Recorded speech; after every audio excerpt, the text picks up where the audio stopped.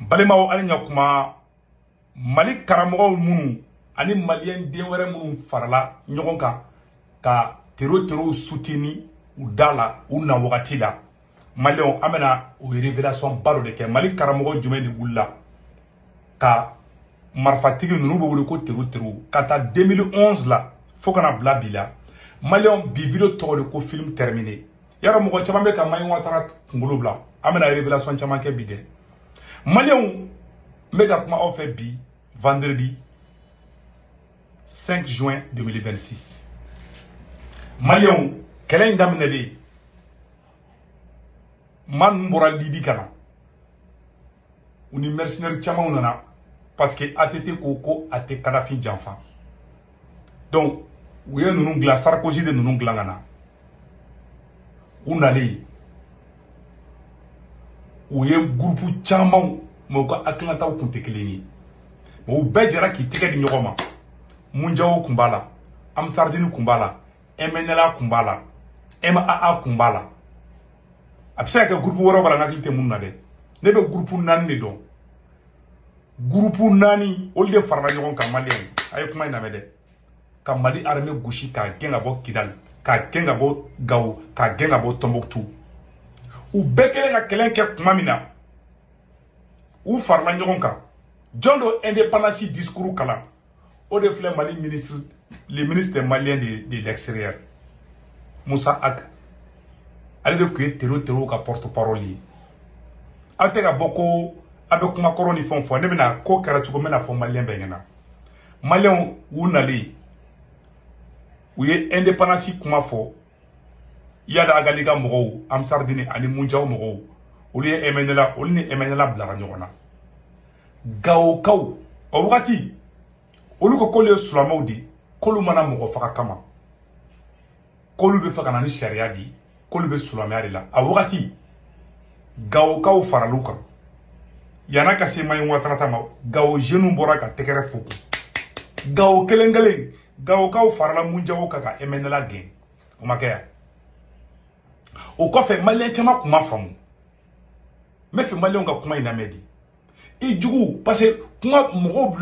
bɛ ka manipulation dɔ kɛ AES kɔnɔ bi o bɛ ka taa Maï Ouattara ka kuma kɔrɔ fɔlɔ minnu bɛ ni Maï Ouattara ko mɔgɔ ninnu ye Silamɛ de ye ko ni Silamɛw don k'u ka ko ka ɲi Maï Ouattara kelen m'a fɔ dɛ malien caman b'a da fɔ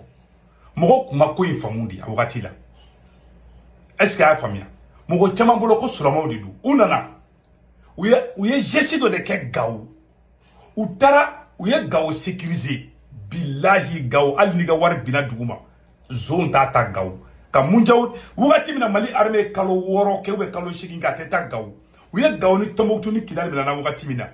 a ye taa Gao ɲininka sécurité dan o de tun bɛ Gao u ye Gao sécuriser u ni population yɛrɛ kun ka di MNLA de tun bɛ bi mɔgɔw kan Munjawo mɔgɔw de nana ka na MNLA gɛn sisan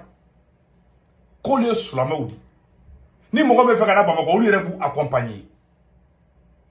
parce que groupe ninnu ka hakilinataw tun tɛ kelen bon o de kɛlen u commencera ka ko diya mɔgɔw ye n tɛ n dogo la Gao ka caman ne yɛrɛ dɔnbaga caman kun b'a ko cɛ ko mɔgɔ ninnu ale fisara dɛ k'ale dulɔ tɛ min na Gao bilen k'ale dɔrɔgu tɛ min na Gao bilen Maï Ouattara ninnu fana bɔra ko Silamɛw de don comme ale ye karamɔgɔ ye c'est à dire que bo ka fɛgɛ yɔrɔ ma a bɛ kari yen de quoi u ye comme Maï Ouattara karamɔgɔ don wahabiya don ale da donna la dɔrɔn u y'a ko bɛɛ yɛlɛma ko wahabiyaw de ye terror ye k'a sɔrɔ malien denw bɔra k'u soutenir mɔgɔ min yɛrɛ jihadistes ka discours kalan ko république Azawad o filɛ Mali ministre la bi aw tɛ fɛn f'o ma ayi c'est à dire que aw ko ko Ala ka hɛrɛ kɛ anw ye k'an to nkalon kan k'an to nanbara kan k'an to juguya kan Ala tɛ se ka hɛrɛ k'an ye Maï Ouattara tile kelen ma kɛ jihadiste ye Kamitu de bɛ ka Maï Ouattara ka kuma kɔrɔw ta k'o bɔ mais mun filɛ ministre la Mali la bi n'o taara ka taa discours ta devant Yada Agali devant les plus grands terror du monde o ye Moussa Ataya mais ale tubira bi ale tɛ k'a kɛ bi o bɛ ka fɛn fɛn yira bi c'est pour créer la confusion c'est pour créer la division entre les gens Mali karamɔgɔ tɛ bi an bɛ yɔrɔ min na ko bi ko mun tɛgɛ dilen bɛ ni mɔgɔ ninnu ma a karamɔgɔ kelen tɛ yen bi u bɛ ka taa kuma kɔrɔw de labɔ n bɛ fɛ maliyɛnw ka bɔ fili kɔnɔna na Mali État yɛrɛ ye baara kɛ ni jihadistes ye n bɛna tila ka na n'o fana secret ye maliyɛnw bi video ka di dɛ Mali État y'a kɛ Munjawo mogodo kumbe ko yoro ult. Nya photo de ngini ma ya photo kumembulu 2014 wakati la ma photo tunambulu nya ngini internet ka mai. Munjawo mogodo kumbe ko yoro ult. Franci l'armée française au de la kamine ibeka ko kabla. Parce que Munjawo mogo nunu de olu yan deme ka MNLA kele. A ere nu ye bara ke ɲɔgɔn fɛ ko munu kumbe gawo ko Munjawo mogo nunu olu chama nana faranga ado be bamako ere bia ado ere be bal bara kal sienti la ou be yoro jumɛn je ne sais pas là. Donc ka fo onyana mogo chama be bamako bi mogo chama be ministre la bi a be ko e dia disudi u te fɛn fo luma munu yanga surasu da ku kantike u ka nyamogo chama be bamako bi u chama tubira bi aw ya fara munu yere marfata ka wa surasu fa ya fara luma karamogo munu kumaru dala dɔrɔn olu ti lafiya tineni kube da olu te da kamiti dɔw be ka bɔ mayi watara do mais itu ye munu yere fagani kɛrɛ n'olu ko k'olu tubira bi u tɛ fɛn fɔ olu ma diɲɛ kɔnɔ u b'o ɲɛsin karamɔgɔw de ma aw kan ka dɔn depuis o yɔrɔ la ko ninnu be agenda dɔ de bɛ ninnu bolo ka maliyɛnw kɔli ɲɔgɔn na sɔrɔsi lagalagatɔ ninnu de bɛ ka bi u ka piège kɔnɔ karamɔgɔ ninnu tɛ jadisi ye karamɔgɔ ninnu contraire olu de y'an dɛmɛ ka kɛlɛw kɛ an bɛ farasi gɛn min mali karamɔgɔ fɔlɔ min farala anw kan o ye Mayi Watara de après Diko fana ka na u bɛ ka karamɔgɔ minnu na gosi bi dɛ a bɛɛ ni alikuranɛ cɛ i jɔ wabiya i jɔ karamɔgɔ dɔ bon n tɛ fɛ k'u foto yira sa walahi karamɔgɔ ninnu de kun b'anw dɛmɛ Mayi Watara kelen Mayi Watara n m'a fɔ k'a ye wari d'a ma dɛ walahi bilahi ne taara Mali la don dɔ la Mayi Watara ni Ben de cerveau kun bɛ ka kuma téléphone na Mayi Watara ko an bɛ ka bɔli min kɛ boulevard la France contre la k'an kana dabila dɛ n yɛrɛ tulo d'a mɛn walahi ala Mayi Watara kun b'anw encouragé a ye taa yɛrɛ wolo mɔgɔw ɲininka bon u bɛ ka na ni nin manipulation kuma minnu ye a bɛɛ vidéo kɔrɔw de parce que u bɛ ka bɔ dɔw commando li u bɛ k'olu jati mɔgɔ dɔw ye olu bɛ ka mɔgɔ minnu kɛlɛ olu yɛrɛ ka mɔgɔ kɔrɔ dɔw bɛ Bamakɔ kɔnɔ aw tɛ fɛn fɔ olu ma minnu yɛrɛ bɛ yen ni Mali sɔrɔsiw jeli b'u tɛgɛ la olu caman bɛ Bamakɔ kɔnɔ aw tɛ fɛn fɔ olu ma aw yafara olu ma aw karamɔgɔ ɲɔgɔn minnu m'a min u m'a bɔ aw bɛ ka tilen k'olu de tɔgɔ tiɲɛ Gao jeunesse Gawokaw farala Munjawo kan Munjawo tɛ tero ya Gawokaw farala Munjawo kan ka MNLA gɛn MNLA taara yɔrɔ jumɛn a taara Wagadugu de maliyɛnw bɛ ka nin vidéo kɛ k'aw la faamuya de maa bɛ bɔ ni halala den de bɛ ka Mali mara parce que i b'a dɔn ninnu sɔrɔsiw ninnu quoi ne bɛ ɲɛnɛ ɲininka ni halalaw don quoi je m'excuse parce que den qualité dɔ bɛ ka kuma Mali ko la olu man ka kuma Mali ko n'i ye ne kɛ Mali kɔnɔ bi cɛ bɛ bɔ ko karamɔgɔ dɔ tero ye n'i ma bɔ n'a prévu ye tu vas dormir en prison ka bɔ k'i gɛli waga ko karamɔgɔ dɔ jadisi ye a prévu t'e bolo a foyi t'e bolo o hakɛ hadamaden hakɛ n'i y'an bɛ dingɛ fɛn fɛn kɔnɔ Mali kɔnɔ bi i m'a ye juguw bɛ ka s'an na parce que tɔɲɛni fanga bonyana ni ɲɛmɔgɔ kɛra tɔɲɛnikɛla ye jamanadenw yɛrɛ ma ka ɲɔgɔn tɔɲɛ ala tɛ barika don aw la walahi bilahi n'a ma ɲinɛ ɲɔgɔn na ala tɛ barika don aw la i m'a ye ala ye barika don marakaw la marakaw bɛ ɲinɛ ɲɔgɔn na ala ye barika don jɔgɔramɛw la jɔgɔramɛw bɛ ɲinɛ ɲɔgɔn na jɔgɔramɛ tilancɛ bɛ milliardaire millionnaire parce que u bɛ ɲɔgɔn dɛmɛ u bɛ ɲɔgɔn fɛ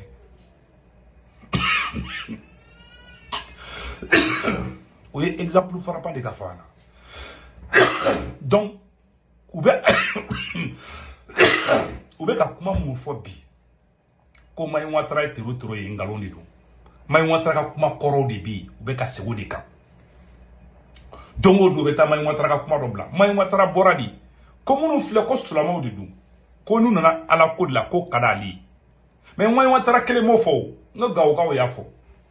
a bɛɛ ni ala cɛ ne yɛrɛ ni Gawoka caman tun bɛ kuma n tɛ ala da dɔn ne yɛrɛ ni Gawo Mali nordisiw ka mɔgɔ caman tun bɛ États-Unis ne n'u caman kumana u caman ko tiɲɛ yɛrɛ la ko mɔgɔ ninnu komi tɔgɔ min b'u kan ko sinon k'u ye Gawo a ye Gawokaw ɲininka i tɛ dɔrɔgu ye ka min Gawo i ka wari bɛ bin i bɛna i ka wari sɔrɔ a nɔ la u tɛ bin mɔgɔ kan fana u tɛ se mɔgɔ ma u kɛlen kun bɛ minɛ n'u y'i minɛ jɛnɛya la dɔrɔn gɛnyɛdaya 100 bɛ ta i la n'i ye suɲɛni kɛ i bolo bɛ tigɛ Bamakɔ n'i ye suɲɛni kɛ essence de bɛ bɔ i kan k'i jeni mais u taara kɔyi minnu bɛ mɔgɔ bolo tigɛ k'i sen tigɛ k'a sɔrɔ o mo kalo mana mene Bamako kono i siente tege bolo te tege Bamako de ou bi jeni de Bamako mais ni mo mo fle marfatiku fle ne te ku défendre olu be mo siente ki ou bi bolo tege ni yimina shona bi bolo kelen tege